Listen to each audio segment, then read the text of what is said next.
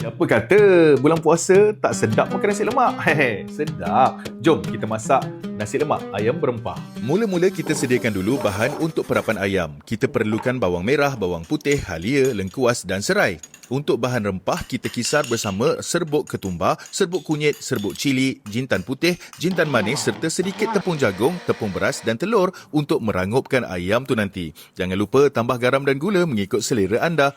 Perap ayam selama 1 hingga 2 jam, tapi kalau nak perap semalaman lagi bagus. Jangan lupa juga masukkan daun kari. Barulah jiran pun rasa nak tumpang berbuka puasa nanti. Kita perap ayam kita selama lebih kurang sejam dan sementara tu kita sediakan dulu nasi lemak dan sambal nasi lemak kita. Untuk nasi lemak, beras dah pun dibersihkan. Masukkan hirisan bawang merah, halia dan halba. Daun pandan memang wajib untuk masak nasi lemak ya. Masukkan santan pekat dan tambah garam untuk menaikkan rasa lemak dan masukkan air. Ratio untuk masak nasi lemak ni sama je macam nak masak nasi biasa.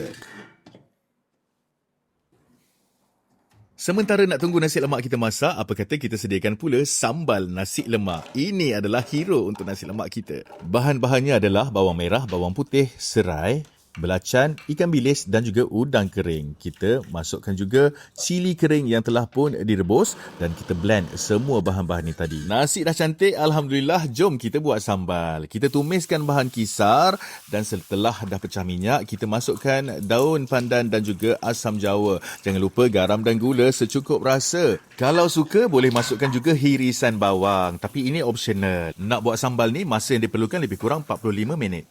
Masya Allah, sedapnya bau dia. Okey, sambal saya dah siap ni. Dah pecah minyak dah. Dah naik minyak ni.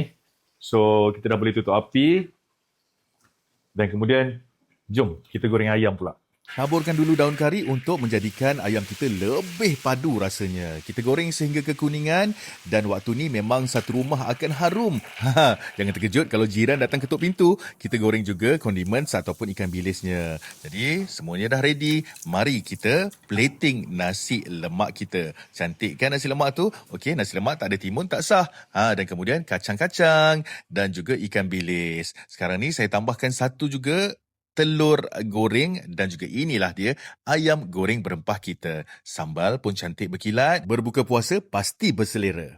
Ini dia nasi lemak ayam berempah dah pun siap. Jom kita santap sama-sama. Saya harap anda semua sudi untuk cuba resepi ini. Kita jumpa lagi esok dalam Santap with Kal Shafiq. Jangan lupa untuk komen, share dan like konten saya di semua platform media sosial Kal Shafiq. Santap dibawakan oleh Form 3.